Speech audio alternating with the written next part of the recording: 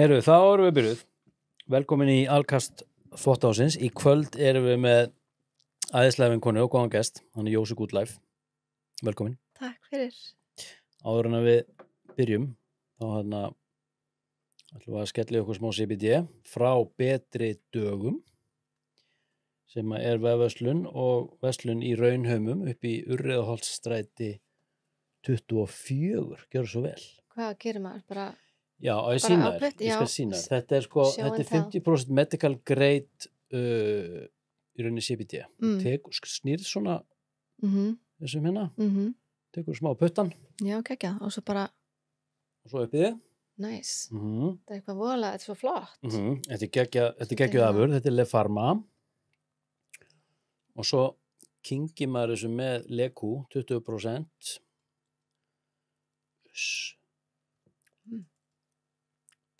Vá, þetta er gott. Finnst þetta gott? Já, ég elska CBD, sko. Bragðið. Við tókum þú að smaka þessar. Mm. Þetta er 20% olía. Úf, hún er rosalega þessu sko. Oljan. Já, svakalega sko. En við sem sagt, þvottahúsið er í boði Betri daga og þeir eru líka að selja, Vá. já, veistu það ekki? Jú. Þetta er svakalegt Þetta er stöff, rosalegt. Sko. Þetta er geðastöf. Þeir sem sagt er að selja CBD-vörur og vítamín Vá. og svo leiðis. Og við erum með afsláttakóða þar sem er þvottahúsið, gefur 15% afslátt. Og svo erum við í boði fargufunar líka. Veistu hvað það er? Já, maður. Olga og Farguvan. Já. Ég er einmitt að fara á föstudaginn. Ertu að fara? Mhm. Hjá Olgu, Já, föstudagsmorgun, klukkan Geggjað. 9. út á Ægisíðu. Mhm. Ég er einmitt í svona lokuðum hóp og þriðdum út á Skarfakleif klukkan 8. Þetta er semst Galactic Federal Welcoming Committee. Næs. Þetta er móttökunefnd í rauninni bandalags allra samfélaga í vetrarbrautin okkar. Æðislegt. Við erum Hafa þær mætt? Þær eru mættar. Þær eru mættar. Já. Já. Ég ætla að segja þér frá því eftir í þættinum. Ok, Þær flott. eru í alvörinni mættar. Já. Það er semst fargufa.is, það er hægt að skráða sig þar og skella sér í gufu og sjóin. Ferðu í sjóin líka? Ég svona teiplaðist tánum í, sko. Já. Þú fer ekkert eitthvað svona all in. Jú, reyndar stundum aðeins. Það fyrir eftir hitastíðinu svona úti, held ég. Já. Ef ég er í stuði. Það er Ég svo- myndi gera það í dag, sko. Það er svo geggjað, ég ætla að snúa þess stólnum mínum, þannig Já. ég sé aðeins meira svona að Já, þér. já. Svona, er þetta ekki betra? Þetta er miklu betra. Nú sé ég augun að ykkur Já. með. Já. Sko, er þetta í lagi mikið? Geggjað. Sko, það er svo geggjað að fara í sjóin eftir fyrstu lótu. Já. Og því að fyrsta lótan er oft svo ógeðslega heitt og það er algjört torture og svo kælur þið alveg bara snöggkælið niður eftir fyrstu lótu. Þá einhvern veginn er lóta 2 og 3 svona, hvað ég segja, svona aðeins öðuldari. Bærilegri. Já, Já. einmitt. Ég var crossfestur þarna í gær, sko. Kekjað. Já, æðislegt. Já. En það er semst fargufa.is, Já. farið þangað inn og skráðu þig og svo erum við líka í boði og haltu þið fast, það er Andrea Æsland, hætt að væla hvort að kæla. Andrea Æsland. andreaisland.com Ok. eða .is, ég manna Já. ekki. Hann semst er hérna í Rauðagerði 25 Já. og er með svona Wim Hof öndun Já, já, og já. svona Ok. breathwork Já. og hugleislur Mm. og eitthvað að tegjum, æfingum og svona almenna heilsuráðgjöf og sem sagt kælingu, kælipotta Já, já. og er með netnámskeið og sem sagt í Raunheimum í Rauðagerði Nice. 25 Já. og er að fara að setja upp þarna sánutjald. Já. Og það er tilbúið núna, ef þú kaupir sem sagt netnámskeið, þá ferðu sem sagt með í kaupati 5 klipp sem sagt í heimsókn til hans í salin, sko. Næs. Já. Og er þetta margir pottar í einum sal? Já, en er með sem sagt tvö svona köld ker. Já. Er þetta ekki vinsælt í Kalifornía? Sko, í ræktinni sem ég fyrir í, Já. þar er bara, þú veist, í búningsklefanum, þar er sko sána Já. sem er reyndar, hún er mjög fín en það er eiginlega aldrei neitt nýjinni, nema á og til þá eru sko einhverja gjallur sem eru nýkomnar úr ræktinni, þar mæta bara í dressinu, setja inn á skónum, samt er sko miði sem ástendur bannað að fara inn á skónum Okkur farið í skónum? í sánunni sko. Þú bara Ég ætlaði svekkir. alltaf að senda það mynda á þessu, mér fannst það svo fyndi, ég hugsa að þú myndir hlæja að þessu. En þetta er þá út af því að þau eru bara, þetta er ekki kúltúrnu þeirra, þið Þetta þekkja er ekki, þú veit ekki hvað maður gerir í sánunni sko. Þannig að þegar ég er þar eitthvað bara, úst, bara berrusuð næstu í, þá eru sumir alveg bara, vá, bara eiga ókslæri En eru þið ekkit í svona nöktu gufunni? Sko, Er ekki allsber? nöktugufunni. Nei, ég minna þetta er bara gufunni í ræktinni. Já. En svo semst kalt ker þar, sko. Já. Þannig að ég fer stundum í kalda ker, en ég hangi ekki í þessu, sko. Ég er rosalega léleg í kalda. Þetta sko crossfesting, sko, eða endurfæðing í kalda vatninu. Já. En heyrðu, áður en við byrjum, ætlaði þú ekki eitthvað að jarðtengja ykkur? Sem sagt, þú byrjar okkur í jarðtengingu endilega, og svo þegar við erum búin að jarðtengja mig, gangi ég vel með það, þá sem sagt, teki kynningu á þér og við förum í spjall. Gerum það. Ok, bara finna fyrir líkamannum á stólnum, fótunum á gólfinu og svona aðalega það sem er mjög gott að gera, það er bara svona að taka heilan og hugan og kreista hans úr honum og leyfa honum bara hreinlega að falla niður í hjartað, anda eins inn í hjartað, finna hvernig hjartað opnast og vex og dælir út endorfínum út í líkamann. Og svo leyfa þessari góðri orku að flæða út í handleggi og niður í endarótarstöð og niður fætur, niður í tær og leyfa svo rótunum að vaxa út úr fótunum, tánum og niður í jörðina og tengjast rótarkerfi jarðar og leyfa rótunum að bara svona leika sér aðeins saman þar og við getum farið aðeins neðan niður og farið jafnvel niður inn í kjarnan á jörðinni.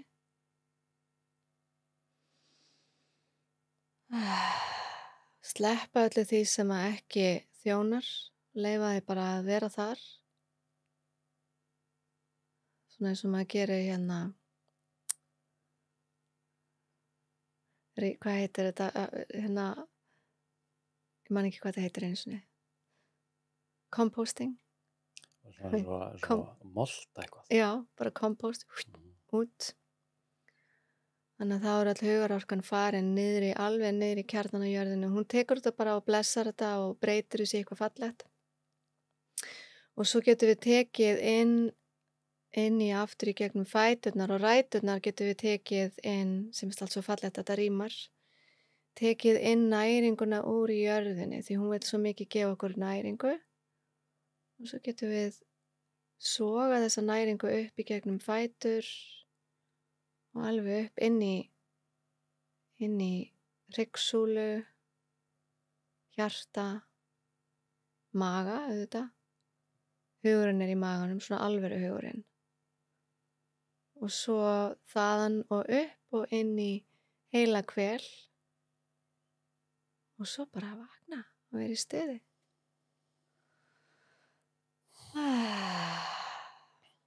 Ég er alveg vel jarðtengdur.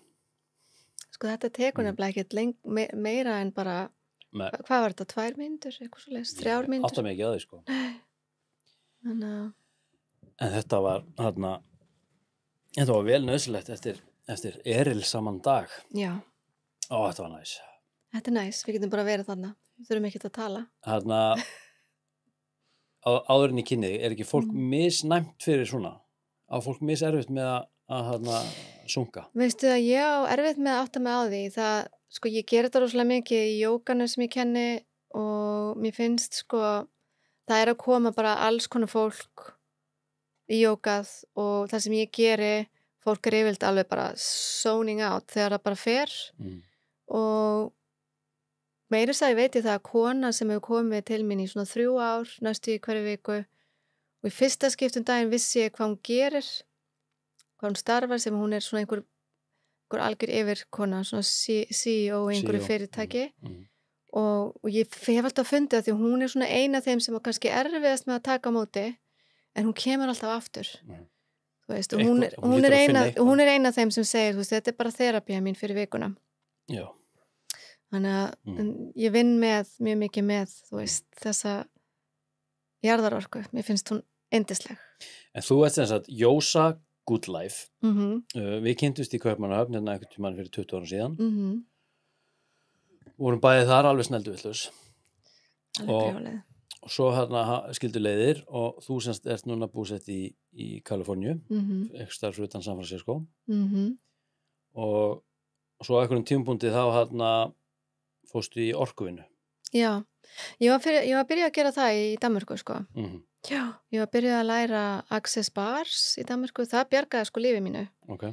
Ég var í krónísku þunglynd og kvíða, ég var bara vissi ekkert hvað þetta gera við mig. Og ég var búin að læra reiki og notaði hana aðeins, en það var eiginlega ekki fyrir en í fyrsta skipt sem ég prófaði Access Bars að ég bara, ég man bara, ég settist upp á bekknum og ég horfði í kringum mig og hugsaði, hvað er þetta? Hvað er Access Bars? Það eru punktur á höfðinu Já. og snertir á létt með fingurgómum þínum, þá rennur orkum, sko þú ert raun og veru að losa út úr viðkomandi, allt sem það tilheyrir þeim ekki. Nei, þú gerðir þetta einu sinni við mig, hitti í Sundikt fyrir ári síðan og þú fórst svona í hausnum. Gerði ég þetta á hausnaður? Já, og ég var eitthvað mjög móttækilegur allavega þetta tiltekna kvöld. Ég man ekki eins og eftir að ég hafa gert það. Já. Nei, og ég fann það alveg mjög greinilega, sko. Já. Ég fór í eitthvað svona hálf, svona fínt analegt ástand. Já, sko þetta er rosalega gott fyrir fólk með ADHD og ég vissi ekkert og ég hef aldrei litað sjálfa mig sem ADHD. Nei. En ég er búin að komast að því núna, ég er með ADHD, ég hef ekki farið í próf en ég bara veit það núna að því að þú veist einkenni. Það eru ákveðin einkenni og núna meikar þetta allt sens að því að Access Bars bara bjargaði lífið mínu og ég varð ég sjálf aftur, ég vissi ekki hver ég var og partur af því er náttúrulega líka meðvirkni, ef maður er mjög meðvirkur þá veit maður náttúrulega ekki hver maður er. En var það, þú segir bjarga lífiðinu, er það þá að þú öðlaðist einhver dýpri skilning þá sjálf á kerfinu eða var það út í því að meðneymendur þínir voru eitthvað að hjálpa þér eða? Þetta er bara allt, þetta er rosalega stórt ferli í raun og veru, þú veist, bara fyrsta meðferðin kom mér á þann stað að ég vissi að ég væri ok. Ég vissi að ég væri, þú veist, í lagi og ég væri bara þokkalega ok, bara eiginlega betri, þú veist, betri en ok, ég væri bara frábær og ég hafði ekki fundið það mjög lengi og og mér fannst ég vera bæði mjög hjartengt og mjög opinn á sama tíma og svo bara fór ég að finna hvað, þú veist, orkumeðferðir hjálpa mér mikið með creativity, sko. Já, sköpunargáfa. Já, hjálpa mér að halda sönsum og halda fókus þar, þú veist, og vera að opna sköpunargáfuna, sko. Já, því sköpunin kemur innanfrá, sko. Það er ekki eins og við hugsum hana, við knýjum hana ekki fram með hugsum, þetta kemur hún eitthvað frá. Já. Og hún kemur bara ekki ef við erum stressuð og lokuð. Hún er náttúrulega það sem við erum. Já, einmitt. Hún er okkar essence, okkar einstu kjarni, trúi ég. Og ég trúi því að fólk fæðist listafólk og fólk fæðist skapandi, það eru allir skapandi, trúi ég. Það sést nú bara á heilbrigðum börnum, sko. Já. Og ég meina svo bara mismið, þú getur verið mjög mikill skapari í bara bókhaldi. Já. Þú getur verið mjög mikill skapari í bara, þú veist, að vinna á símanum hjá tannlækninum eða hvað þú gerir. Þú veist, við erum alltaf að skapa. Mér finnst það vanta svolítið mikið að við svona gerum okkur grein fyrir hvað við erum alltaf að skapa.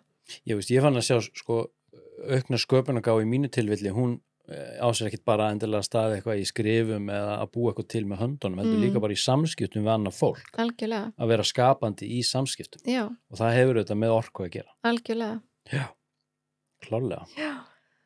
Þannig að ég man ekki eins og varst að spyrja maður einhverju eða svaraði ég var ekki að spyrja það neinu, sko. Já, ég manna ekki. En þú allavega, þú ferð til Bandaríkjanna og þú ert búin að vera þar í einhver ár. Hvað ert búin að vera lengi þar?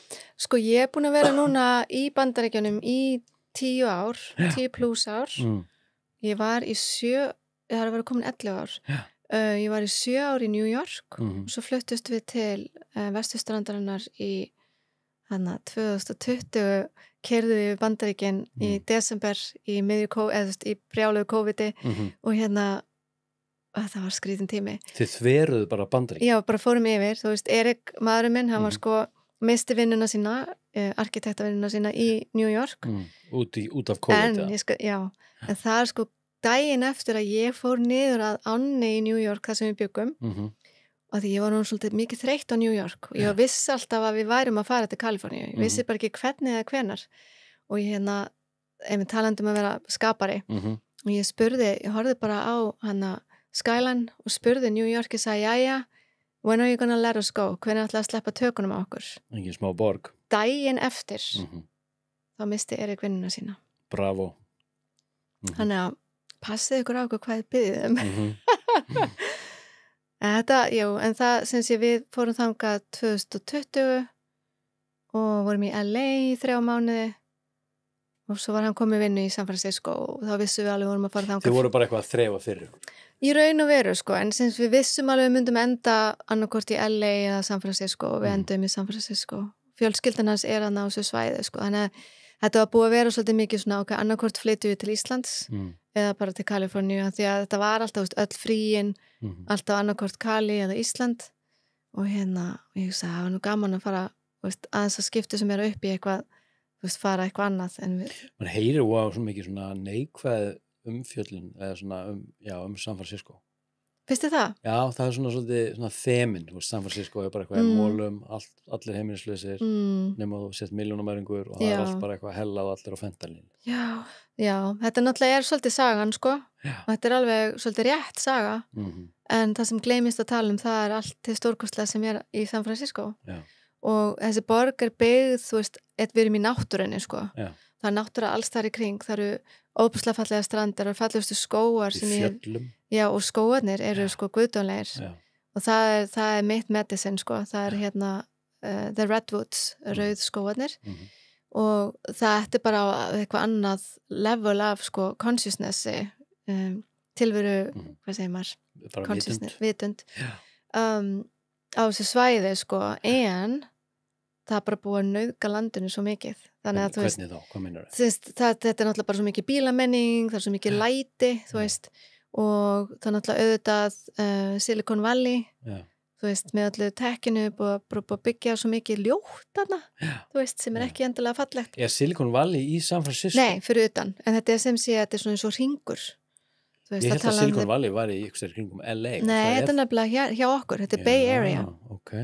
Þannig að við erum með Berkeley og Oakland og og náttúrulega San Francisco og svo Alameda sem ég bý. Ég er á svona eyju in the Bay. Þannig að þið ferðist á milli þá með bát eða skipið? Við getum gert það, en Erik fer stundum í vinnuna hjólar í ferjuna og svo tekur ferjan bara korter og þá er hún komin í vinnuna eiginlega. Svo getur við keyrt, það tekur ekki nema, ef það er engin trafík þá getur það tekið okkur svona 15-20 mínútur en annars kannski 30-40 mínútur. En þið þurfið að taka ferju ef þið eru á bíl? Nei. Er brú eða? Nei, já, það er brýr. Já, það er svo. Brýr og göng, já. Okay. Þetta hljómar samt svo skemmtilega. Við búum á eyju í San Francisco Bay. Sko, ég er á leiðinni, held ég hana jólin að heimsækja fjölskyldu. Ég er spáðið að koma þá og kíkja á heimsækja. Kondu. Það er bara, við blásum upp dínuna bara inn á gólfu, getur svo með hundunum. Já, ég skal koma með hana Nóakropp. Og harfisk. Og harfisk. Já, rosalegt maður, Bandaríkin maður. Ég nenni ekki að fara eitthvað mikið út í það, en er allt eitthvað hellað? Mér finnst sko persónulega, ég verð að segja í alvörinni, mér finnst bara frá degi til dags, finnst mér þetta að fara að vera bara svona eitthvað þyngra og þyngra. En kannski finnst mér þetta erfiðara því ég er ekki hana. Nú er ég búin að vera á ferðalagi, ég fór til Chicago á 5. í síðustu fyrir viku síðan, en ég er búin að vera að heiman í viku og það er náttúrulega alltaf eitthvað öðruvísi ef maður er heima hjá sér, þá ef maður tengdur sinni orku og sínu lífi og það er allt bara fínt, það er allt ok og þá er maður meira svona kannski á Bandaríkin, þetta er ræðilt en þú bara kveikir á þessu eða slökkur á þessu og svo talar við nágrannana en við getum talað svo margt annað en þetta við erum bara, það er gott veður og út að labba með hundana og hvað er frétti á þér og viltu koma í mat, bara eins og þið myndi gera hér en auðvitað það er eitthvað rosalt í gangi núna og það er bara ekki þægilegt, mjög óþægilegt. Þetta er eitthvað svona óvissu ástand. Þetta er mjög mikið óvissu ástand en sko það klikkast að fólk er búið að segja þetta allan tíman. Fólk var að segja við mig, eftir að hann var valinn sem forseti, þá var búið að segja við mig þetta verður hræðilegt og ég hugsa alltaf, skulum bara bíða, bara sjá hvað gerist, ég sagði alltaf þetta og svo ég bara auðvitað búin að sakka svolítið onni í þetta síðan að því að þetta náttúrulega hvað að gerast, en svo svo dó kisan okkar, hún var fyrir bíl og þá bara einhvern veginn þurfti ég bara svolítið að bara múra mig af og hætta að vera svona mikið á social media því ég þurfti bara svolítið að halda utanum það sem ég var að upplega og ég var líka að klára bókina mína og það var bara rosa stór pakki í gangi og svo 2 vikum eftir hún dó, varð fyrir bíl, hræðilegt litla, hún var bara búin að vera 14 mánuði hjá okkur, þannig að hún var svona lítill kisi en þá fengum við nýjan hund og hundurinn var svo nýr og taugaveiklaður og ættleitur úr sko svona shelter og hann var bara þannig að þetta var bara pínu svo eignast lítið barn, við þurftum bara að loka á allt sem að myndi koma okkur í ójafnvægi til þess að halda, lífinu bara rólegu það þurftum við svona að pakka okkur inn og það var svo þægilt en við erum nú þegar, við erum ekki fólk með fréttirnar á mikið sko og maðurinn minn tók ákvörðun, hann var búin að vera mjög stressaður náttúrulega yfir þessu og var mjög þunglindur í síðustu lótu af Trump-lótunni en sem sé núna þá tók hann bara það ákvörðun, hann bara, ég ætla bara að hætta að horfa á fréttir og hann bara orðin bara rosa miklu betri í því heldur en ég Við tókum þetta samtal núna bara hittumst í fyrradag ég myndi varandi fréttameila þá var ég búin að vera tæpan sólarhring án fréttameila og það semst 2 dagar síðan og ég semst enn þann dag í dag þá er ég ekki búin að fara inn á fréttameila Nei, hvernig líður? Miklu afslapari en sko, svo þetta flettum maður gegnum samfélagsmiðla ef það koma fréttir eins og það gerir þá reyni ég að skauta fram hjá þeim nema það kom einn frétt í dag, ég fór inn á eina frétt því hún hafði með fljúgandi furðuluti að gera og það má sko bara nýtt vídeo lekið frá hernum í Bandaríkjunum sem sýnir bara TikTok flíildi bara út Viltu senda mér það? Ég skal bara senda þess að fréttu eftir bara enn og aftur frábær bara staðfesting á því að við erum ekki ein og að Galactic Federal vakir yfir okkur og það samfélag og það struktúr og við erum basically hérna á jörðinni bara aldinn garður fyrir eldri og miklu háþróaðari samfélag. Algjörlega. En svona heilt yfir bara, það núna eitthvað svona sjúklega athyglisverð stemning í samfélaginu.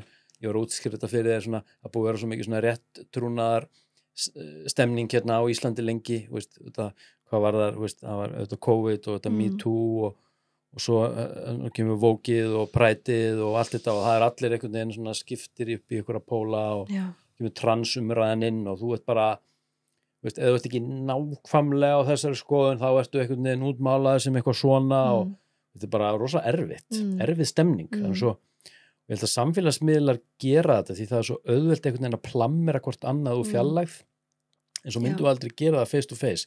Því að þegar við hittumst, við getum verið með ólíka skoðanir. Það málið. En svo erum við bara tengt hérna í einhvern kjarna í gegnum bara skammtafræði sem hér. En hún rofin í samfélagsmiðlum. En veistu hvað það er? Þegar ég og þú erum saman, þá erum við in the flesh í holdinu og ég upplifa þig sem mannesku. Ég upplifa þig sem mannesku með sko höfuð og þengjandi mann en með hjarta og taugakerfi og ég sé þig og ég upplifi orkuna þína. Við erum ekki að gera það þegar við erum að skrolla í gegnum vídeo. Það er tengslarof. Já. Og það það sem svo hættulegt ef við ætlum bara að vera þar, þú veist, eða þá að mæta í þætti og ætla að halda því áfram, þú veist. Þú veist, ef ég var bara, Gunni, þú ert með allt öðru sér skoðanir en nú ætla ég að fara, sko ég komin yfir þann steig núna, mér alveg sama. Í alvörinni, sko. Þú veist, svo lengi sem að ég fæ bara að vera ég og að hafa mínar skoðanir í friði. Svo getur við rætt alls konar. Þú veist, það getur verið fleifur og skemmtilegt.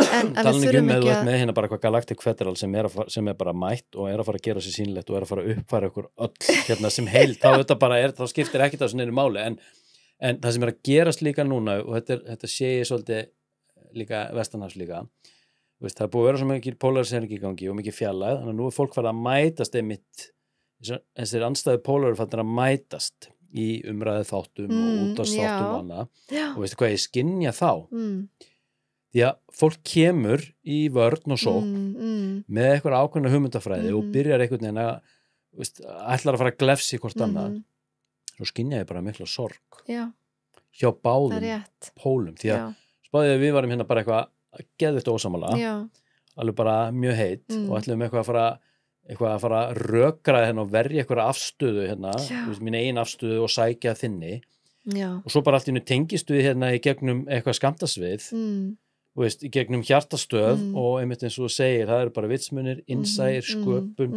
kærleikur og hjarta og stríðir þetta svo á móti tengslunum okkar algjörlega, eitthvað vinstri mætir hægri Algjörlega. svo bara allt í einu situr fólk bara anspænis hvort öðru já, á að vera ókslega vont og ívúl Já, eins og ég það er veit búið að vera á samfélagsmiðlum eða í skoðanagreinum svo er þetta bara hirt af okkur því að já. hér eru við bara En ég meina þetta er náttúrulega sko fjölmiðlandin vilja að þetta sé svona það er að fóðra bara Þú eitthvað veist, sásöka og þetta er í líkama báðum þetta er í Já, já. báðum stöðum já, þú veist, þetta er búið að vera þannig alveg núna í náttúrulega auðvitað þú veist þegar að mér langar ekki að segja nafni hans en það sá sem er yfir Bandaríkjunum í dag þegar hann var forseti hérna árið 2016, 17 eitthvað svo leis þá sko þá var þetta byrjað mjög öflugt Já. þú veist, þá var þetta byrjað mjög öflugt og þannig að þú veist áður fyrr ég veit ekki hvort þetta var svona slæmt áður fyrr stundum ég hugsaði ég veit ekki einu svona fyrir þú veist, ég man ekki hvernig lífið var fyrir 2016, ég man valla hvernig lífið var fyrir 2020 sko en hérna, þú veist, þetta er bara búið að fóðra þetta svo mikið og svo náttúrulega auðvitað, sko, náttúrulega réttindi fólks eru náttúrulega alltaf búin að vera svolítið undir fætunum, þú veist, í Bandaríkjunum. Þetta er bara, það er bara sagan, þú veist. Og það er náttúrulega búið að vera erfitt að upplifa það að, þú veist, réttindi fólk eru aftur og aftur og aftur tröðku niður og fólk er orðið svo þreytt og fólk er orðið svo sorgmætt yfir því. Þú veist, og þetta er að báða Hvaða réttindi ertu þá að vísa í? Ég er að tala sko, náttúrulega réttindri blökku fólks. Þú veist, það hefur verið rosalegt að vera í Bandaríkjunum að fylgjast með þessu, sko. Þú veist, hvað er í raun og veru gerast í því og hvernig talað fólk af öðrum húðlit en hvítu. Þú veist, það er bara búið að vera hræðilegt og ég hef upplifað sjálfa mig, sko, þegar við fluttum til hérna á þetta svæði, þá byrjaði ég að vinna svolítið í svona íhlaupastörum í barnaheimilum, svona leikskólum og ég var alltaf eina hvíta konan eiginlega og vá hvað mér leið óvelkominni að því að þú veist, þau eru bara vön því að hvíta konan kemur bara og ef ég ætlaði að segja eitthvað og ég var bara svona næs, þá fann ég vel bara búm, niður og ég þurfti svolítið að læra, þú veist, þá fikk ég pínu að upplifa hvernig það var í raun og veru kannski fyrir marga sem hafa farið í gegnum það að vera eina litaðmanneskjan, ég veit ekki hvort maður segir þetta rétt, í samfélagi hvítra að koma inn og vera allt inni bara þessi sem er allt öðruvísi.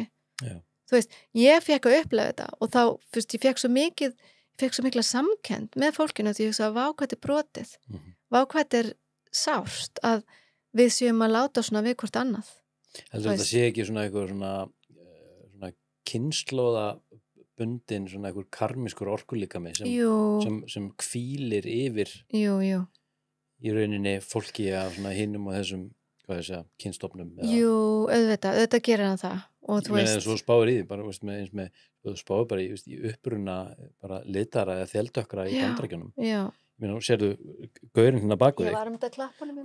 Þú veist, þetta er bara, þarna ertu bara með, þú veist, Afrikana. Þetta er bara uppruni mannkins. Já, þú veist, þannig ekki það, þetta er uppruni mannkins. Og svo, þú veist, eru þessir einstaklingar bara fyrir ekkert svo, þú veist, 200 árum eða hvað nú er, bara eitthvað neftir í ánuð og frelsissviftir og bara eitthvað þræla á okkur bara silt í Bandaríkjana, bara farið að vinna. Já, og bara heppin og liðið bátsferðina af. Nákvæmlega. Og svo, þú veist, svo einhvern veginn áttu bara allt í einhvern veginn að geta þrifist í einhverju samfélagi en þessi karmíska álaga hula kannski hvílir auðvitað. Hún gerir það. Þessi mál eru ofgerð. Hún gerir það. Það er svo margt ofgert í þessu samingi. Já, en svo dásamlegt að ég hef eignast alveg nokkra sem sé alveg þeldakka vini. Já. Sem eru svo frelsaðir frá þessu. Já, það er geggjað. Og það er svo geggjað. Hvernig lýsir það sér? Þegar þú segir það, hvað meinar því? Það lýsir sér yfirleitt í því að, þú veist, þau koma í bara allt sem ég býðum í og vita að þau eru kannski fara úr eina manneskja sem er, þú veist, ekki hvít, þú veist, og eru alveg í samræðinu með okkur, alveg, sko þetta, það er engin mismun, þú veist, maður finnur ekki á einni stundu að það sé eitthvað eða öðruvísi, þú veist, við erum öll bara söm, þú veist, og svo er kannski af og til sem ég maður til, herri, já, hún er með öðruvísi hár en ég, en þú veist, þetta er, en svo hef ég líka verið með fólki, það sem ég finn, þú veist, að ég er eitthvað eins og ógn. Þú finnir að gagnvart þeim. Já, og það var sérstaklega á þessum stöðum sem ég vann á. Já. Mjög óþægilegt. Þá er eitthvað svona ákveðin varnarviðbrögð í gangi. Já, þá eru veggirnir farið upp, sko. Og mögulega ómeðvitað frá viðkomandi. Já, auðvitað, og svo er þetta náttúrulega bara líka, þú veist, það er svo margt í þessu. Já. Það er svo margt í þessu og maður getur ekki skilið þetta en það sem ég ákvað það var bara, ég ætla að hætta, eða þú veist, þegar ég fann þetta, þá náttúrulega auðvitað varði pínu reið í smástund að því að bara, hvað? Ég er að koma hérna, þú veist, ég er útlendingur líka og þú veist, þau veit ekkert hvaðan ég er og eitthvað svona, en svo þurfti ég bara að róa mig niður og segja, þú veist, þau veit ekki, þau hafa örugglega aldrei farið út fyrir þetta svæði. Nei. Þau hafa ekki hugmynd þú veist, hvað austurströndin er, þú veist, þau hafa ekki einu sinni verið þaðan sem ég bjó í New York, þau hafa ekki verið ekki, kannski bara í Bandaríkjunum. Hvað það bara ferðast til Evrópu? Nei, menna ekki, alls ekki, þú veist. Þannig að þetta er bara, sko, fyrir mér eru fordómar, af því að fólk veit ekki betur og þetta er ótti og að þú veist ekki betur og þá byrðu til hugmyndur, þú veist, þetta er alltaf projections eða þú veist, hugmyndur hvernig er þessi manneskja. Já, ef þú hefur ekki hugmynd í raun og veru hvað þú ert að, þú veist, díla við, sko. Og örgulega líka í rauninni bara svona karmísk áfallasaga, sko. Það er það auðvitað. Sem myndar eitthvað bara svona sásuga líka maður Já. Svo er þetta því miður bara líka svolítið í DNA-una okkur líka. Þú veist, við erum ekki alltaf, þú veist, það er svo margt sem að við erum ekki alveg að skilja við hver við erum, sko. Nei. En hvað með þarna, ertu orðin ramgöldrótt? Er ég orðin? Ég held ég hafi fæðist ramgöldrótt. Já. Ég held ég hafi gert það og þegar ég sko var lítil þá talaði ég eitthvað tungumál sem enginn skildi og það með þess að ég hef heyrt upptöku að því, ég held þetta að sé eitthvað svona light language. Það skildi mig enginn. Svo er ég að reyna að tala íslensku, ég var alltaf að benda á einhver hluti og segja einhver hljóð en svo náttúrulega þetta hætti ég það því og fór að læra íslensku og hérna fór að læra að vera manneskja eins og hinnir. Skilyrt. Þannig að, jú, ætli ég segi það ekki. Ég held að partur að því að af hverju ég var alltaf svona þunglind og kvíðin var að ég var svo göldrótt, eða þú veist, ég var bara magic, eða hvað maður getur sagt, töfrótt og ég gæti ekki séð það að því að umhverfið mitt gæti ekki séð það. En það ekki bara við alla manneskja? Jú, en ég get bara að tala fyrir mig. Það kom setning tíminn í daginn, í rauninni, sko, orsök allra þjáninga tengslarofi Guð. Algjörlega. Við getum verið í alls konar tengslum, félagslegum tengslum eða eitthvað samfélagsstigum, eitthvað samfélags en ef við erum í tengslarofi við Guð eða eitthvað sköpunarkraft, þá erum við í þjáningu. Eða jörðina. Já. Veist, sem að er þá að sama og Guð eða hvað, þú veist, í raun og skiptir ekki máli hvað við kallum þetta. Þetta er bara eitthvað sem er utan við okkur sem er stærra. Já. Veist. Já. Og hérna, jú, ég elska bara að vinna með, sko, galdra. Já. Og töfra og að því að sko ég fer bara út að labba og þar er ég bara eitthvað komin í einhvað bless ástand að því ég bara, það er allt svo töfrótt það er allt svo, þú veist, það eru svo miklu töfrar bara í göngutúrnum bara litla brumið, fuglarnir að syngja, þetta eru töfrar þú veist, við erum bara í einhverju, við erum í töfrum en svo erum við sett inn í einhverju svona bygginga með einhverjum veggjum og okkur er sagt að, þú veist, forrit okkur eitthvað svona. Don't look up. Já, nákvæmlega, don't look up og ekki finna fæturnar að þér ekki vera berfætt úti að labba í skónum, eða í skólanum vertu í skónum þetta er sérstaklega í skólanum í Ameríku bara ekki, vertu í skónum og hérna en jú, bara mér finnst þú veist, lífið mitt í dag er bara, ég helga lífinu og veist, ég bara, mér finnst í raun og veru sko hver tilgangur lífsins, það er bara að finna fyrir lífinu og vera hérna og upplifa að þetta er gjöf þú veist, þetta er gjöf and this is it þú þarft í raun og veru ekkert meira eða þú veist, ekki einu svona á morgun, bara this is it. En þú veiktist. Já, Það var sko, þú varst ekki veik þegar við vorum að umgangast í Danmörku á þessum tíma. sko, það fyrir sko, Eða það var alltaf ekki vita. ég ert að tala um krabbaminnið. Já, Jú, þetta gerist í Kaupmannahöfn. ok. Þetta var 2009. Ég þekkti þið þá. Já, ok. Já. Ok, þessi veikindi voru þá yfirstæðin eða? Þetta var svo snögt. Þetta gerist ekki, þetta gerist bara yfir örfáa vikur. Gunni. Hvað gerðist?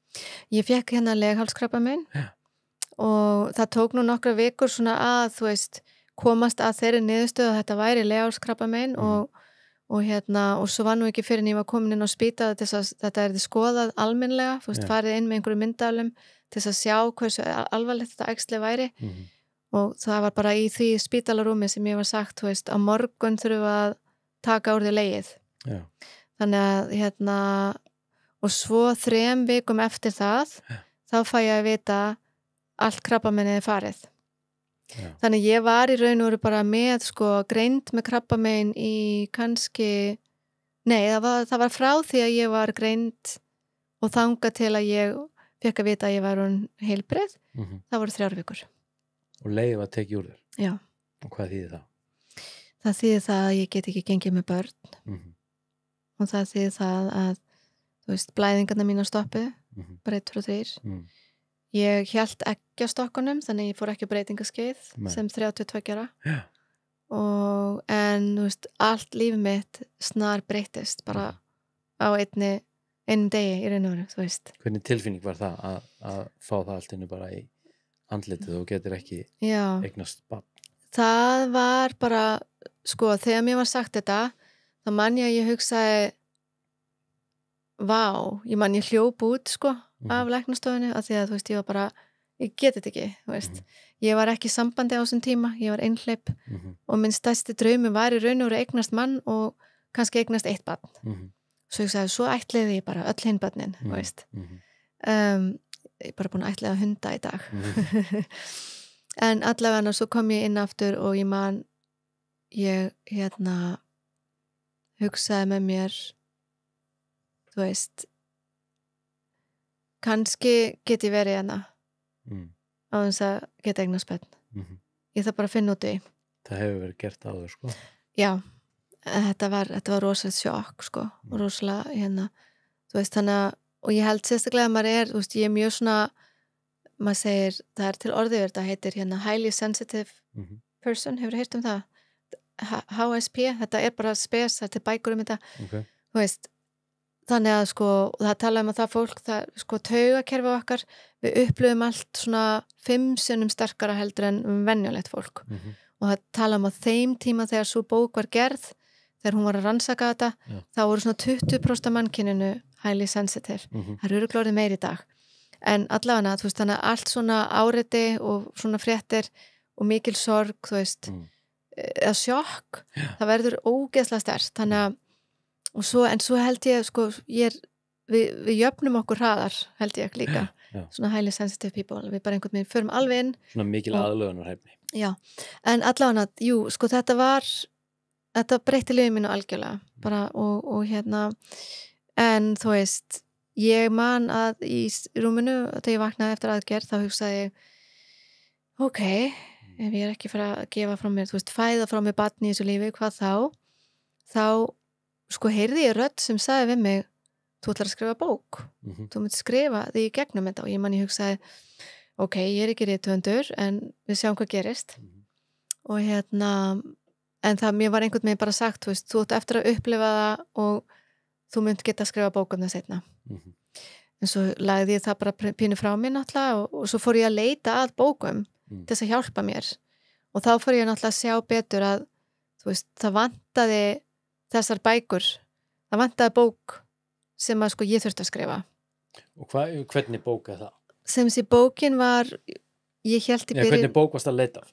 Ég var að leita að bara í raun og veru reynslusögum, þú veist, ég náttúrulega var í, þú veist, ég fór á 12 spora fundi í Al-Anon þegar ég var, þú veist, á þessum tíma, þannig að það var alltaf reynslusögur og ég vissi alltaf hvað reynslusögur hjálpuðu mér mikið, þú veist. Og hjálpuðu mér mikið að skilja og spegla ég vildi fá spegilinn Já. og ég gat ekki fundið spegilinn og Upp á að hafa eitthvað svona viðmið.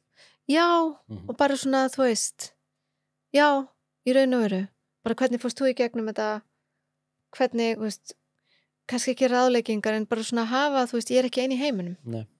það er það, þú veist, að því að við upplifum okkur oft svo mikið sem ein í heiminum og að sé eitthvað að okkur þú veist, þangað til að við föttum að við erum kannski ekkert mikið öðruvísi heldur en Það er þetta að spara sér mikla orku og auðvitað mikinn tíma Já. með því einmitt að hafa hvað ég segja tilfellið svona til samlíkingar já, það er það eða speglunar. já, spegillin er opaslega mikilvægur finnst mér Já. þú veist, og ég fann það strax bara um leið og ég fór að fara í samtökin að þú veist, það var spegillin minn, ég bara ok þú veist, það eru aðrir sem eru búin að upplifa svipað og það er ok, þú veist, þá, og sjáðu hvað þau eru flott þú veist, og ef þau getur verið svona flott þá get ég orðið svona flott þannig að það vantaði svolítið það að þú veist, að því að já, þetta er náttúrulega, þú veist, þetta er rosalegt inngrip líka, þegar maður fyrir að hugsa um það, þú veist, inngrip, Inngrip. að hérna fara og taka út úr konu móðulífið hennar. Þetta svæði. Þetta er rosalega alvarlegt, mikilvægt svæði fyrir okkur, þú veist, og þetta er ekkert eitthvað bara til þess að fæða börn. Nei. Þú veist, þetta er rosalega mikið okkar tilfinningasvæði og ekki það að það hafi verið tekið úr mér, en það varð eitthvað svona tómarum inn í mér. Já. Og ég þurfti að læra að fylla upp með sko bara hreinlega ljósi, þú veist, til þess að ná einhvern veginn að skilja betur tilfinningarna mínar undir þessu, þú veist. En svo þegar þú hittir Eric, Já. Þá er hann að hitta og kynnast og fara að deyta hann einhverja konu Já. sem er rétt rúmlega 30 ára gömul, vitandi það að hann geti aldrei eignast börn með. Já, ég man sko, það voru 3 vikum, við vorum búin að sanna 3 vikur þegar ég hugsaði, einhvern tíma gæti ekki sofna eitthvað kvöldið og ég hugsaði, ó nei, og aðgænd allan nóttan og hugsaði að nú þarf ég að fara að segja honum þetta. Já. Þú veist, og ég hafði ekki upplifað það svona, hafði ekki átt svona alvarlegan kærasta eftir þetta sko, en einhverju svona tuskudúkkur, nei, en svona alvöru mann sem ég fann þetta var eitthvað svona meira, en þú veist, ég raun og veru ekki fundið mig betri mann að því að hann var bara, já, ok, já, og ég var bara, er það bara allt í lagi? Og það hefur ekkit verið, hann hefur ekkit sýnt neinn svona merkjum að þetta hafi verið neitt áfall eða Nei, ég raun og veru ekki. Vombriðum eða neitt. Nei, ég þurfti að taka þetta upp aftur við hann áður en við giftum okkur. Já. Það sagði ég við hann, mundu það, þú veist. Já. En svo töluðum við líka um það, ég meina þá bara ætluðum við börn ef við viljum eignast börn. Þú veist. En það hefur aldrei komið til þess? Ekki ennþá, sko. Nei. Það er svo áhugavert. Ég hélt alltaf að ég myndi fara á þann stað og það gæti ennþá gerst.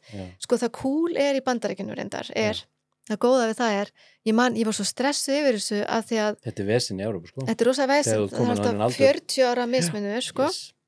En núna, þá sko ég hef kíkt á þetta og við getum fóstrað og kannski munum við fóstra og eitthvað svona. En þetta er alveg ekkert vesen, sko. Og það er ekki einu sinni vesen, þú þarft ekki að vera milljónamæringur. Nei. Þú þarft ekki einu sinni að eiga svefnherbyggi fyrir barnið. Nei. Það er nógu sért með sófa. Þú veist, en nú erum við að tala um, sko, þú ætlar að ætla innan Bandaríkjanna. Já. Og það er náttúrulega, sko, ef þú myndir alltaf að gera það, þú veist, ég er svona aðeins byrjað að skoða svolítið að fóstra, sko, mögulega, en en það, þú veist, við erum að tala um, sko, þú veist alls ekki hvað þú ert að fara að fá. Nei. En auðvitað, þú veist það í raun og veru aldrei. Þú veist, ég segi það alltaf sjálf með, en þú ert svona í meiri hættu á því að kannski að þurfa að taka mátu barni sem að hefur kannski klímt við meðgöngu, algjörlega, eiturlega meðgöngu og annað. Það er eitthvað sem til dæmis út alveg laus við eða þú ert kannski ætliða frá löndum eins og í mínu tilfelli frá Indlandi. Ég veit.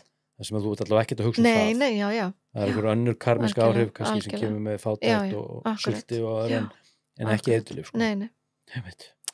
Þannig að það er alls konar í þessu. Við erum bara ætlið hunda og okkur finnst það bara aðeinslegt. Já. Þú veist, og í dag er ég svona, mér finnst, þú veist, ég er alveg með börnum mjög mikið. Ég hef valið að vinna með börnum, þú veist, 2 daga í viku fer ég í skóla og vinn með krökkum og finnst það gaman og það, þú veist, hjálpa mér bara svona að það er mér gaman að vera með börnum og ég er svo mikið krakki sjálf, sko. þannig að það finnst mér gaman, mögulega breytist það eitthvað á næstunni en þú veist, og þá geti það verið að þá fari ég að finna fyrir, þú veist, það væri kannski gott að fara að hafa barn nær mér, sko. En þú veist, ég upplifði það, ég hef aldrei upplifað í raun og veru að ég sé ekki að mæðra. Þú veist, ég tók það ákvörðun mjög, ég skrifaði mynd það, sko, í bókinu minni. Ég ætla að segja ykkur frá sér upplifum, þegar ég var, búin að vera 2 daga eftir uppskurð, þá, var ég bara inn á herbyggi og það var banka á hurðina og þá kom ung kona í heimsókn, vinkona mín, hún Ásdís, hans Annars, og hún var með lítinn dreng og hún lagði hann bara á milli fótleggina á mér. Og þetta var sko versti freaking sársauki sem ég farið í gegnum. Hvernig þá? Bara að því að þá var þetta svo raunverulegt. Þú veist, ég var með skorinn. Og gerðum það ómeðvitað? Ég held að, en náttúrulega Ásdís er svo mikil kennari, sko. Ég held að, þú veist, þetta var bara guðsáskan að vinna í gegnum hana. En þess að þarna, þetta var eins og að taka, þú veist, bara trámað og bara og svo var það eiginlega bara búið. Af því ég bara sat með þessu, þú veist, og svo bara sprakk ég og fyrir að hágráta, en þá var þetta búið. Svo gæti ég tekið upp litla drenginn og hort á hann og þá man ég að ég fann þessa orku sem var bara sem sagði við mig, þú getur alltaf verið með börnum, ekki á að gera því. Þetta held ég að fyrsta sem kemur upp hjá konum, það pínu svona, hvernig verði ég með börnum núna, þú veist. En þetta ekki svona mikið drama, en við gerum þetta drama í mómentinu. Ertu þá að tala eða búið að fjarlæga einhvern hluta af þér, eins og það vanti eitthvað element? Já, sko það sorgin, sko maður heldur náttúrulega þegar svona gerist og upplifir það, sorgin er svo mikil að maður upplifir eins og þú veist, nú mun ég bara ganga með sorg í magunum alltaf, sem þýðir það að ef ég sé ólíta konu eða þú veist, að ég var það ung líka, ég var 32, þú veist, og vera á sem, sko, meirist að því ég giftist Erik, þá voru einhverjum svona íslenskar, típiskar konur, amerískar konur spurði aldrei svona, by the way, þetta eitthvað svona íslenskt, og það var bara fyrsta sem konur byrjaði að spyrja, já, og hvað þessi svo kannski barn á leiðinni, þú veist, og ég horfði á þessar konur og svo man ég að það var í smástund svona hvort flippan á ég ít á, þú veist, en svo man ég að ég var ákvað að vera kennarinn og ég sagði bara, já, veistu það að sumar konur geta bara ekki eignast börn og þá var það eiginlega bara búið, en þú veist, þetta eitthvað svona sem þetta var það fyrsta sem tengdamóðir minn spurði þið nú aðeins náðan, sko. Já, nákvæmlega. Þetta eitthvað ríkt í okkur, sko. Þetta mjög ríkt í Íslandi, sko. Enda fann ég var alltaf, áður en að ég misti leið, þá var ég alltaf, sko, mér fannst alltaf ógeðslega skrítið að koma heim, af því ég var alltaf bara kærastalaus eða með einhvern kærasta sem var ekkert alvöru eitthvað, þú veist, og það var alltaf byrjað að spyrja fyrst, já, hvað ertu með kæra? Maður er ekki alveg gjaldgeng. Já, og svo bara, já, hvað engin börn? Þannig að, þú veist, þetta, en það vissi, þú veist, ég vissi alveg frá, þegar ég var 20 og vissi ég gæti ekki búið á Íslandi. Af því mér fannst bara, einhvers dag kannski vissi ég að alls konar sjálfa mig, þú veist, að ég væri aðeins öðruvísi, eða þú veist, ég yrði ekki þessi, ég væri ekki í pakkanum, ég fættist ekki í pakkanum, fjölskyldan mín var mjög öðruvísi alltaf, þannig að, þú veist, ég held að það hjálpa mér svolítið bara að... En það líka hægt að vera öðruvísi á Íslandi, sko. Það auðvitað alveg hægt. Það fullt af bara öðruvísi fólki. Stinga í stúf, sko. Og svo verð ég að segja að það eru allir öðruvísi. Þetta náttúrulega bara, þetta bara eitthvað konsept, þetta bara eitthvað svona búið til. Ég var að hugsa þetta leiðninga. Ég hugsaði þetta, það var gaman að spjalla þetta. Að því að ég fekk til mér sín sem var sko allir svona í pakkanum, þú veist, bara mikið svona fólk rétt eftir 20 bara menta sig, taka B.A.gráðu eða eitthvað og svo finna makan og verða ólétt og kaupa íbúðuna sína og bílinn og fara í frí til Kanari og svona, þú veist, pakkinn, þetta típiska. Þetta sem maður gerir. Já, en svo eru sko výrdóanir sem að gera það ekkert endilega og eru, þú veist, listafólkið og eitthvað svona og og það alveg pláss fyrir allt hér, auðvitað það. Þú veist, og þetta heldur ekkit svona alveg rosalega svart og hvít, þú veist. Þannig að, en þetta ég upplifði, þú veist, í Bandaríkjunum, náttúrulega New York bara sitt eigið land, sko. Það svo mikið líka fólki sem bara í listum svona þar, þannig að en þar ekkert yfirleitt mikið spyrt sko, þú veist, hvort þú eigi maka eða börn, Nei. það bara kemur í ljós eftir einhverja samræður, sko. Já. Þar sem ég er núna, það er rosalega mikið. Ég á mikið af, bara í götunni sem ég bý, það er alveg 2 konur sem eru, sko, búa með móður sinni, þú veist, sem eru á mínum aldri og önnur þeirra hefur aldrei eignast börn, hinn reyndar er ég búin að komast að á barn, en þú veist, sem eldri, en þú veist, það er rosa mikið af fólki í Bandaríkjunum sem endar á því ofta bara flytja inn aftur með foreldrum sínum, en það er önnur saga, þú veist, það er náttúrulega bara út af bara mikið húsnæðismarkaði og já, og bara, þú veist, hvað er hagstætt og það er bara ógeðslega dýrt að vera til, þú veist, í Bandaríkjunum með ekkert heilbrigðiskerfi sem að sérstaklega úr þannig eldri, eða þú ert ekki góðan pensjón, hvað þá? Já, þetta er það varandi, þú veist, aldra fóreldra að koma þeim inn á eitthvað ákveðin stað eða hjúkrunarheimili. Já, ég meina, þú veist, þú hefur ekkert efna á því að þú veist einstað, kannski þú veist eina dótturinn og ert rétt að halda þér uppi og ef þú kannski leigir þér íbúð, þú veist, með auka herbyggja og tekur bara mömmu heim, þú veist, miklu auðveldara og kannski betra, nú þessar mæðgur yndislegar og góða vinkonur mínar og mamma hennar, hún er 83 og eldar alltaf, þannig að hún sér það, þú veist, það er alltaf win-win. Þetta er svona gamla aðferðin, svona þorpið. Þetta er þorpið, sko, og en af því að við erum með velferðiskerfi sterkt á Íslandi, eða svona höfum verið með það, ég vil ekki að fara að rökra það núna, en þú veist, þetta típiska hér er að fólk er að fara í, þú veist, fara inn á elliheimilin eða hjúkrunarheimilin, hefur verið, þetta er svona sagan, en þú veist, í dag er náttúrulega kannski orðið meira svona, þú veist. Þetta eru aðeins breytti tímar en þetta er samt sem áður ennþá struktúrin sem að svona viðgengst, en svona, eins og segi, fólk vælir mikið yfir í hvað heilbrigðiskerfið í Íslandi er orðið lélegt og það er það alveg á marga vegu, mjög óskilvirkt. En í samanburði við mörgum öðrum stöðum, þá er þetta bara heaven, sko. Já, en svo getum við líka spurt okkur sjálf, sko. Þú veist, það fylgta eins og Asíubúar, til dæmis. Þú veist, þetta bara normal. Já.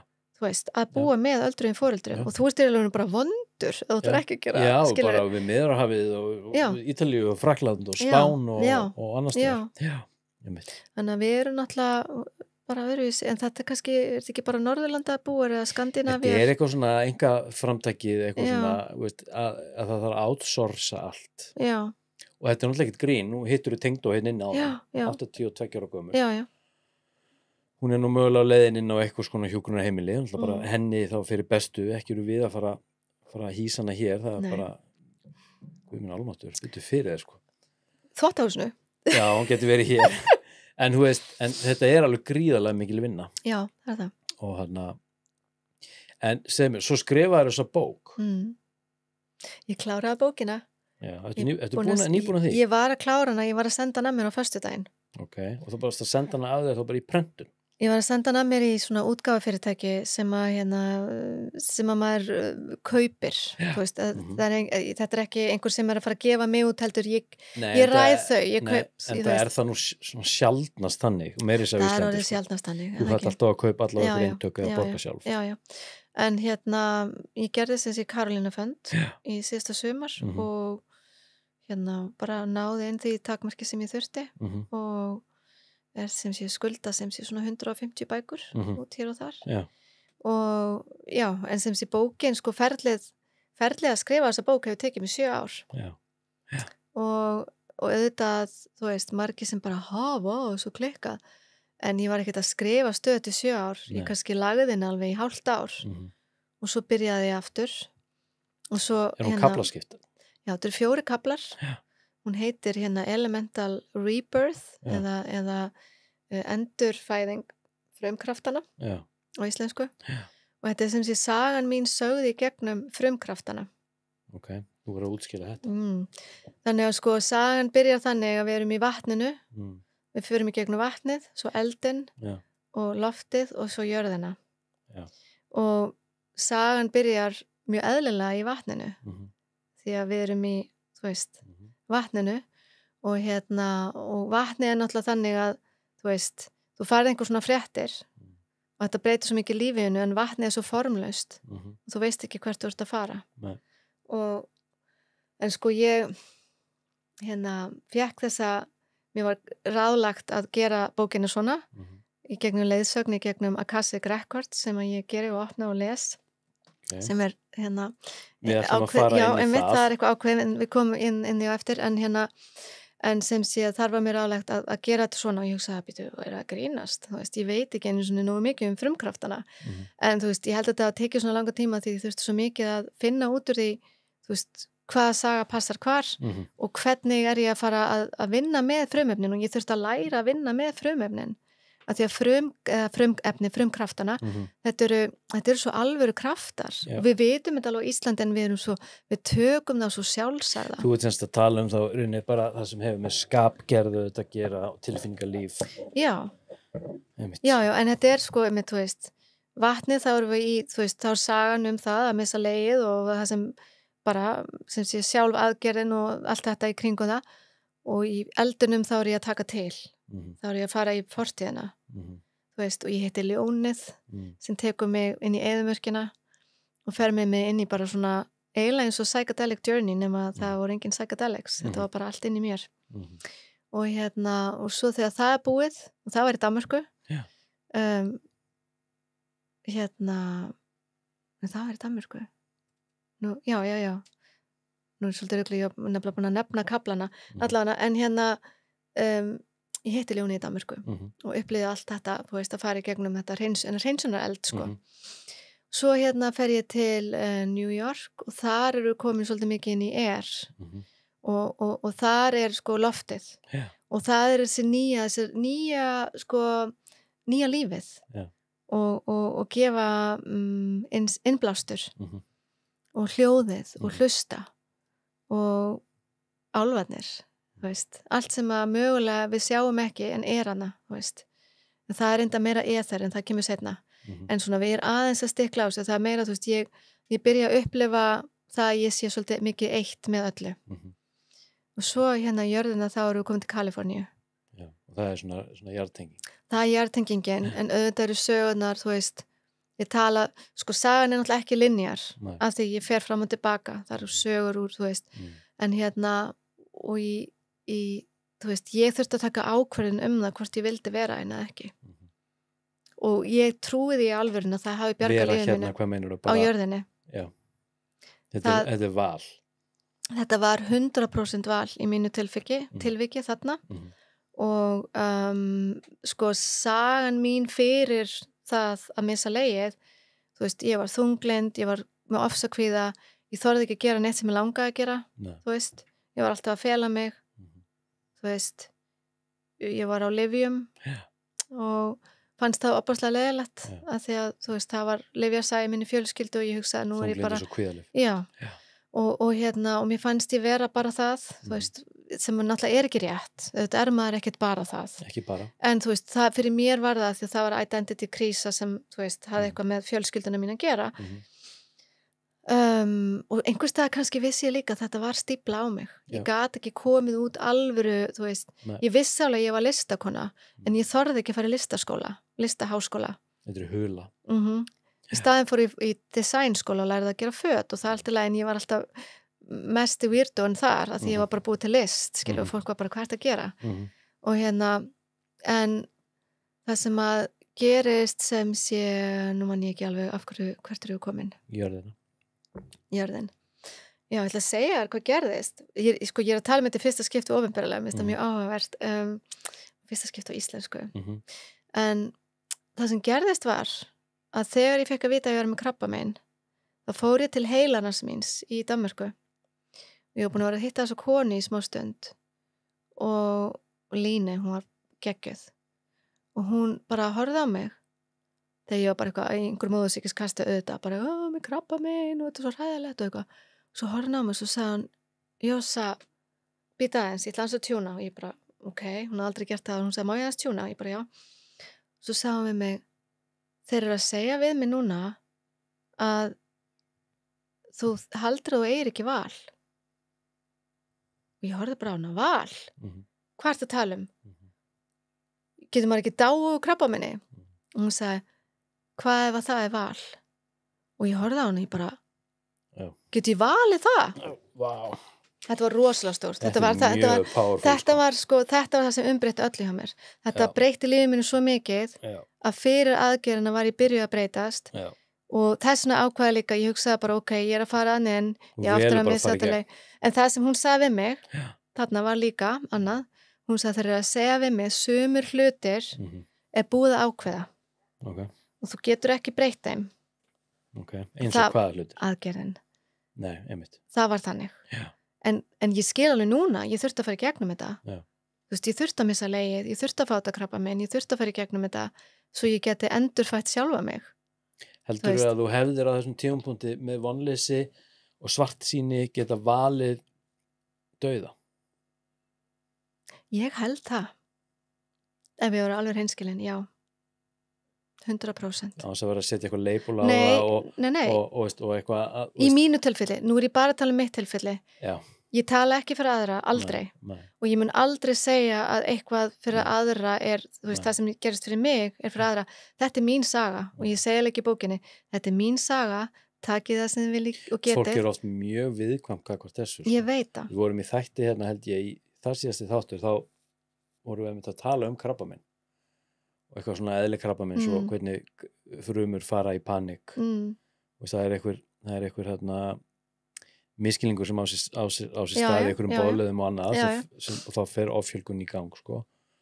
Og við vorum að tala um þetta ég og Arnór á svona frekar heimspekilegum nótum og við vorum báðir sammála um það að það væri viss fegur í þessu ferli í þessari offjölgun og þetta var ekki illum ásetningi, heldur væri þetta raunverulega gert af örvendingu, ótta en líka bara ást til lífsins já, nákvæmlega skilur, og þetta og bottom line var og nú bara að segja, krabbamein er fallegt og veistu hvað og ég sagði þetta í viðtalinu í samtalinu okkar já. og það við fengum ansi mikið að neikvæðum kommentum út af þetta sko ég veit ekki hvort þú tekið eftir því mikið en á YouTube sko, það er alveg hrúaðist inn fólk sem bara hvernig dyrfustu þetta var bara bannað en þetta er sko, við erum náttúrulega auðvitað búin að mötu í gegnum þú veist, heiminn en þetta er líka skiljanlegt, þetta er allt skiljanlegt þú veist, við sko ég heyri mjög oft frá fólki tala um bara, enda eru þú veist allar þessar bækur sem eru til leghálskrabbamein það sem ég hef svona kíkt, ég hef ekki lesað það þegar ég hef mikið langað það en þegar ég hef lesið kápuna hvað er í gangi þá eru þetta yfirleitt konur sem eru svona það var svo gott bara að missa legið það var bara fínt, það hættu blæðingarnar þú veist, og ég skil alveg hvaðan það er að koma þú veist, og allt í lagi frábært að þær skrifuðu þessar bækur en þessar bækur voru ekki fyrir mig fyrir mig var eitthvað allt annað í gangi og ég hef aldrei fundið bók sem að lýsi því sem ég var að upplifa og ég vona já, og by the way, þessi bók er ekkit bara fyrir konur, það sem er magnað í dag sem er óbærslega skrítið og einkennilegt allt sem ég, að því nú er ég búin að editera og fara í gegnum bókina aftur og aftur og aftur prófa að lesa sjálfa mig endalaust, getur þú ímyndað það er klikkun það er mjög erfitt en mér var ráðlagt að fá ekki prófarkalesara og ég vissi það bæði frá mínum gætum og frá annar konu sem er professional hún sagði við mig, hún las bókinu minn á 4 tímum og kláraði heilt Kleenex box en svo sagði hún við mig þú heilaðir mig, sagði hún veistu hvað þessi bók er mikil heilun ég sagði, ég er alltaf í einhverju ég er alltaf manneskja bara að sitja við skriftinnar ég get ekki sagt hvað hún er eftir að gera við aðra en það sem ég veit núna er að því að þetta er endurfæðing frumkraftana og hún er að tengja okkur inn í það að við erum búin að missa tenginguna sem mannkinn yfir höfuð nú veit ég, þú gerur eitthvað gott fyrir sjálfum að þig og og alls konar fólk fyrir göngutúra og svett og eitthvað og hérna sá fargufuna fargufu.is en og það, þú veist, ef við erum búin að missa tengingunni eins og í Ameríku, það fylgta fólki sem býr á svæðinu sem ég er á og fer aldrei í göngutúra það er bara í bílunum sínum og svo er það bara að borða, þú veist, Netflix borðar Netflix og hérna en ef maður les bókina þá skilur maður af hverju eru það sem við erum í dag og allt í einu fattaði ég núna er ég farin að skilja það að bókin er í raun og veru fyrir alla sem hafa mist og ég get sagt okkur það að núna þá erum við öll að missa þú veist, allir sem hafa farið í sorg við erum öll í sorg þú veist, við erum öll að missa svo mikið það er mikið tengslar og í gangi. Mhm. Þannig að, þú veist, bara allir sem vilja lesa bókina geta lesið hana. Og svo Og hvar verður hún aðgengileg? Sko, núna mun hún fara í prentun og hún mun koma út á Amazon. Já. Hún mun koma út allstar og hún mun vera aðgengileg í öllum heiminum af því hún verður með svona kóða, hún fer í svona einhverja magasín, svona fréttabréf Já. sem fara inn á öll bókasöfn og í alla bókabúðir, Já. svona online. Og þar geta bókasaps eða þeir sem eru að kaupa bækurnar bara sagt, herru, já, einhver bók leghálskrabbamein, Já. þú veist, Þá geta kíkjum á plokkað það, já. Og og En hljóðbók líka. hljóðbókin kemur seinna. Já. Það er rosa mikið vinna og ég vil lesa hana inn sjálf, sko. Já. Og ég vinn nefnilega með, sko, áhugavert. Ég byrjaði nefnilega að gera Elemental Sound Bath. Já. Þessi að sú saga er svolítið löng, ég veit ekki hvort ég að segja hana, hún er mjög spes, en mér var boðið, ég var kölluð að gera það frá einmitt íslenskri konu sem að vildi setja mig til Seattle að gera soundbath í COVID-i, í pandemic fyrir 50 manns og ég var bara, ég ger ekki soundbath og hún bara, þú ert jógakennir og ger bara víst soundbath núna, eins og Íslendingar eru og bara býrðu það til. Já. Og ég sagði, ég á ekki einu svona hljóðfærin, við Þetta bara tala um finnum skálum eitthvað. og svoleiðis. Já, finnum bara eitthvað, sagði hún. Ég bara, ok, þannig ég treysti henni bara. En það er búið að breyta lífið mínu algjörlega, en núna er ég sko vinn með hljóðheilun og ferðast með Elemental Sound Bath. Þannig að, þú veist, ég tek fólk í gegnum ferðalag í gegnum hljóðin í frumkröftunum. En sem sé bókin, já, þegar hún verður hljóðbók, þá vil ég einmitt hafa hljóðin og svona með þar, sko. Já. Þannig að hún verði svona alveg ljóðabók, sko. En hún kemur út á Kindle líka. Hún verður aðgengileg online en svo er hún, sko, verður hún, þú veist, þetta er eitthvað sem ég vissi ekki almennilega þegar ég var að ráða þetta þegar ég var að kaupa mér bennan pakka sem að ég keypti, að bókin verður rosalega stór, sko.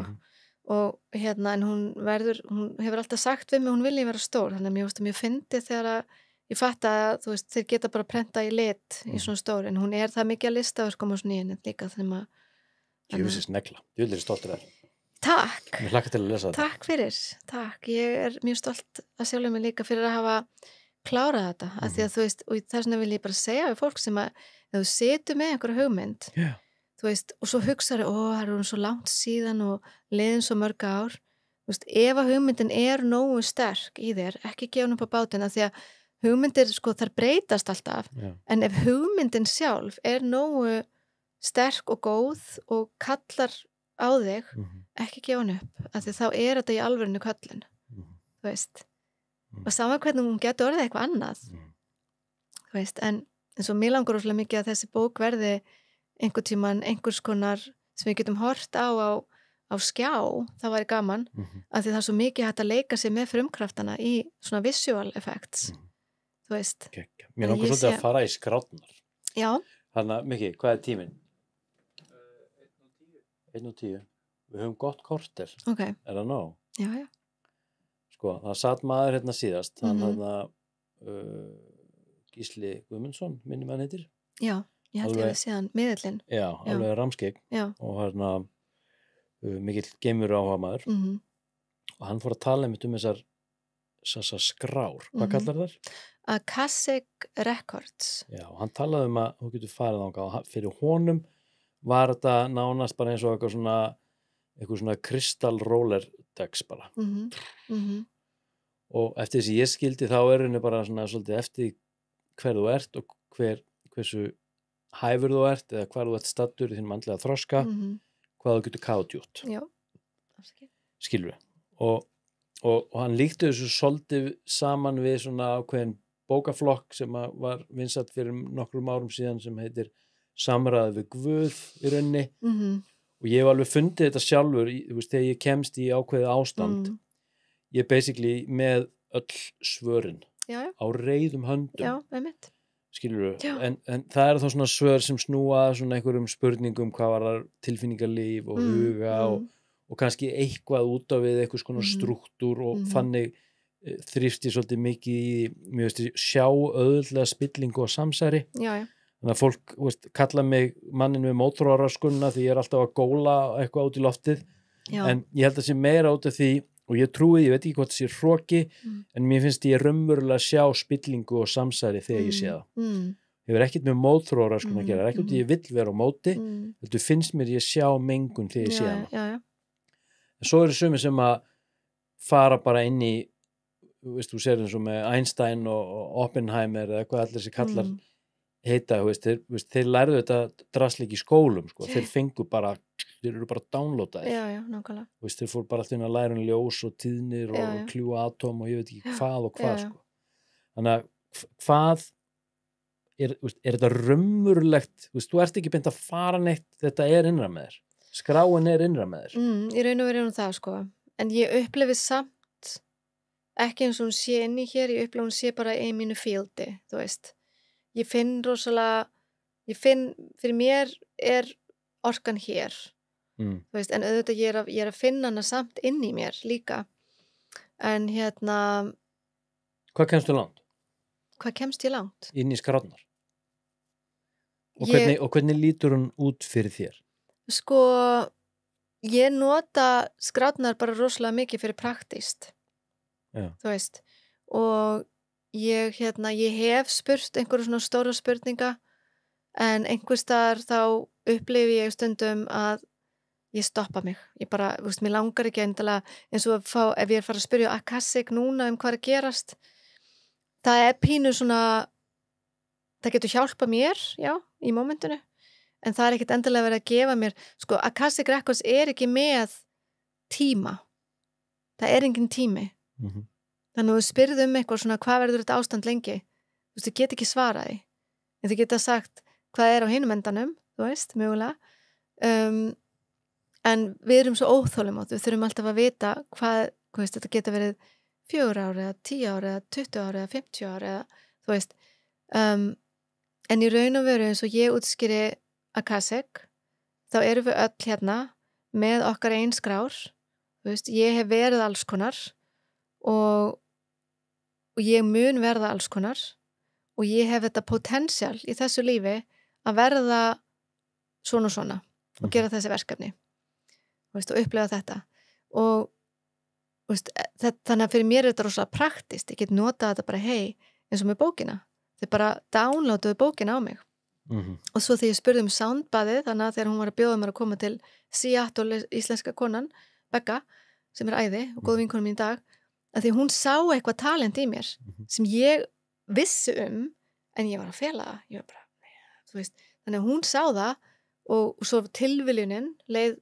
þú veist, tók okkur þangað en leið og ég opnaði Akashic Records til þess að spyrja, þá fóru þeir bara að hlæja og sagði, þú ert búin að allan tíman vilja gera sound og þú ert allan tíman búin að vilja vera upp á sviði þú ert fædd með tónlist þú þarft ekki að læra þetta þú veist, hún á rétt fyrir sér, þú kannt alls konar og og náttúrulega hef ég lært, þú veist, ég var í kórum og svona sem barn og hef gert tónlist í gamla daga en þú veist, svo þegar ég fyrir að spyrja, ok, hvað er að gera á þetta soundbath, þá kemur bara elemental soundbath.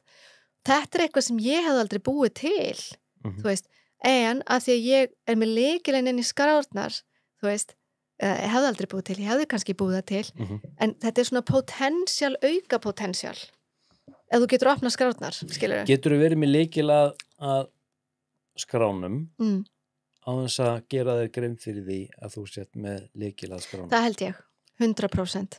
Þetta sem þú ert að lýsa áðan þegar ég held þú sért að opna skrárnar. Því, sko þarna, Jake Barber, þetta hefur með Galactic Federation að gera. Nú erum við búin að tala fyrir þessu núna mjög lengi. Já. Og það er búin að vera alls konar vitnisburðir hvað varðar flíildi og verur frá öðrum sólkerfum og að við séum hérna bara Aldingarður Galactic Federation, jörðin. Jake Barber, semst uppljóstrari sem kemur fram í Bandaríkjunum sem svona þyrluflugmaður sem er búin að vera að sinna störfum fyrir djúpríki í Bandaríkjunum sem sagt í svona crash retrieval sem hann er að sækja í rauninni flíildi, ójarnesk flíildi í þyrlunni sinni fyrir eitthvað stórfyrirtæki sem að vinna sem verktaka fyrir bandaríska djúpríkið. Hann semst er komin út úr skápnum sem uppljóstrari og hann er náttúrulega bara elít þyrluflugmaður og með elít fólki kringu sig. Þeir eru búin að stofna hóp sem er enga private founded eða enga rauninni fjármagnaður og þeir kalla sig Skywatchers og þeir gerðu þetta bara byrjaði fyrir 2 mánuðum síðan Mhm. og þeir eru sem sagt á svona remote svona svæði eitthvað stær í eyðimörkinni Mhm. í Bandaríkjunum og þeir eru með búnaði og psionics einstaklingum sem eru sem sagt kallarar sem sagt, einstaklingar sem eru með ofurnæmni að þeir eru blindfoldaðir og þeir ná tengslum út af við Já, og þau eru ekki búin að geggjað. og þeir eru að broadcasta þessu með þáttu núna það var að koma út þáttur í fyrradag sem að þú þarft til að horfa á það sem að þeir eru núna á nokkrum vikum búin að summita til sín eða kalla til sín með búnaði og þessum psionics einstaklingum ég veit ég er svolítið að fara svona út fyrir en þetta hefur með skrátnar að gera þeir eru búin að vera að summita til sín flíildi og þeir eru búin að flokka og sjá og eru með radarupplýsingar og vídeoefni og myndir af 9 ólíkum flíildum Vá. og þetta er í þessum þætti, þetta er ekki náttúrulega 25 minna þáttur það eru myndbönd af þessum flíildum og þú sérð það og heyrir á þessum einstaklingum og þessum upplýsingum að og ég trúi því 100% því maður er oft svolítið skeptiskur á svona efni það er ekki verið að ljúga þér. Nei, ég meina, ég veit það alveg. Vinkona mín bara, þú veist, í næsta bæ þar sem ég bý. Þú sýndir mér einmitt þetta myndband. Hún tók upp vídeo sko á kvöldinu sem var búið að spá fyrir þessu og það var bara freaking diskur bara í loftinu. Eitt af því, það sem þú sýndir mér er einmitt eitt af þessum 9 flíildum. Já, nákvæmlega, þess að væri til að sjá þetta. Já, þú verður að horfa á þetta og hérna sem segir mér, við erum alltaf, ég er búin að vera að bíða eftir Galactic Federal. Já. Galactic Federal er mætt. Það er ekki, en nú þarf ég nefnilega að opna Akashic Records á það. Ég hef nefnilega ekki gert það, sko. Nei, það er einmitt mín næsta spurning. Hvað var það í rauninni skrátnar? Því innsæði mitt er að segja eitthvað en er hægt að fara inn í skrátnar þú getur... og fá staðfestingu og vissu. Já. Þú getur fengið alls konar upplýsingar það. Þetta er upplýsingabanki, er þetta líka tengslamiðstöð? Er þetta kosmísk tengslamiðstöð? Til þess að gefa skilaboð á milli? Já. Sko, ég er alveg viss að það geti verið þannig vegna þess að sko ég hef sko mikil trú að því að Galactic Federal sé hérna mjög tengt Akashic, þú veist, auðvitað eru þau það. Þannig að auðvitað, þú veist, ef að ég er að reyna að kommunikera við þau í gegnum Akashic, af hverju ekki? Þetta spáði hvað þetta er stórt? Þetta er rosalega stórt. Eftir, sko, við erum að tala bara eftir þessuna daga eða vikur eða mögulega mánuði að við hérna á jörðinni sko, tilgangur þessa Skywatchers hóp og haltu þið fast það er ekki bara að summita og vera með visual og ná í eitthvað gögn eða data hvað sé radar eða myndefni heldur það sem þeir eru að fara að gera live þeir summita flýldi bara niður Ég trú alveg á þetta og mér langar að taka fram, þetta er allt bara á YouTube ég veit. Það eru engin mainstream fréttamiðlar bara að fjalla þetta nema kannski einn sem ég veit Sástu hérna, það er hvort hún er á Netflix, þannig að heitir hún ekki The Project heimildamyndin hana Er þetta nýmynd? Já, þetta er Jeremy Corbell þessi mynd er ekki á íslenska Netflix hún er nýkomin hún er rosaleg já, það eru réttarhöld sko þú veist það eru réttarhöld alveg í nokkur ár þetta voru vitnaleiðslur sem voru semst 2023 og núna síðast á haust þetta er Jeremy Corbell hann sem sagt þessi mynd er svona svolítið hann er að þræða sig í gegnum búrokratíuna já, algjörlega sko það er svo mikið í gangi en mér langar að segja eitt af því það er eitt mjög mikilvægt sem ég finnst að allir þurfa líka að vita og allir þurfa að hlusta og tjekka á sem hérna podcastum, hlaðvarpi það eru hlaðvarpstætti sem heita The Telepathy Tapes verðið að hlusta á þetta þetta er algjörlega breyti lífi fólks vegna þess að þetta fjallar non-speakers fólk sem getur ekki talað, börn og ungt fólk en þau tala í gegnum tölvu og telepatið þetta er trillt þetta er miklu trilltara heldur en og það er sko öll hérna allt sem búið að þagga niður í því maður. Já. Það eru bara öll kerfin Já. í Bandaríkjunum og jafnvel í Evrópu líka Já. sem það er bara ólöglegt ætla sér að fara að tala eitthvað það að þetta getur mögulega verið telepatía. Já. En sko konan sem gerðist að þætti, hún búin að rannsaka þetta allt sjálf með öllu fólkinu sem það er búið að reka það úr vinnunum sinni Já. út af því að það gerði svona rannsóknir. Já. Og þetta kemur allt saman úr einhverju freaking elitu sem að sérum þetta allt saman, Já. sem að ákveður bara að þetta má og þetta má ekki í heiminum. Já. En það sem geggjað að öll þessi börn, allir þessi krakkar, þau fara öll upp á hæðina. Sem þýðir? Þau hittast á hæðinni þegar þau fara í einhverju svona hugleiðslu ástand. Já. Og þau vita það öll. Skiptir ekki máli hvernig þú spyrði í heiminum. Og þau eru þar? Já, þau hittast. Þau vita hvert annað. Já. Þetta er annað dimension. Já. En þau gera það. Þau fara bara að setja kotta hausinn og svo þau bara, heyrðu, það er hérna Ellen í Arkansas. Já. Hún svolítið erfitt núna og hérna Jonathan í Danmörku. Þetta er sálnaflakk. Þetta er það sem hann að tala hérna í síðasta þætti. En þau eru öll með sama orðið sem heitir The Hill. The Hill, wow. Það finnst mér magnað. Sem sýnir að það er svo margt sem að það er bara búið að þjappa okkur svo saman í það að ekki að opna okkur. En sko við getum þetta líka öll. Við erum öll á leiðina þangað held ég. Wow. Að verða bara telepathy. Við þurfum ekki símana eftir einhver ár. Það verðum munum ekki nota símana. Við þurfum það ekki. Þá býmar þú mig bara að hinga aftur inn í þvottahúsið og við hérna. Veistu það, þannig að jörðin er að klofna eins og ég talaði við þig í bílnum hérna í fyrradag. Jörðin er að klofna og ætlar að fara í baráttuna og vörnina og sóknina, vopnavæðinguna og sjúkdómana og þjáninguna og leiðindin. Eða ætlar að stíga inn í frumkraftana og fara inn í ljósið og færast upp tíðnir og verða eilífur. Partí. Að fara inn í eilífð. Það verður partí. Þú fyrir handan fæðingar og dauða. Já, algjörlega. Þetta er svo magna. Ég er að finna svo sterkt fyrir þessu. Það er búið að vera ógeðslega gaman að spjalla við þig. Sömuleiðis. Þannig að þetta með einhver lokaorð?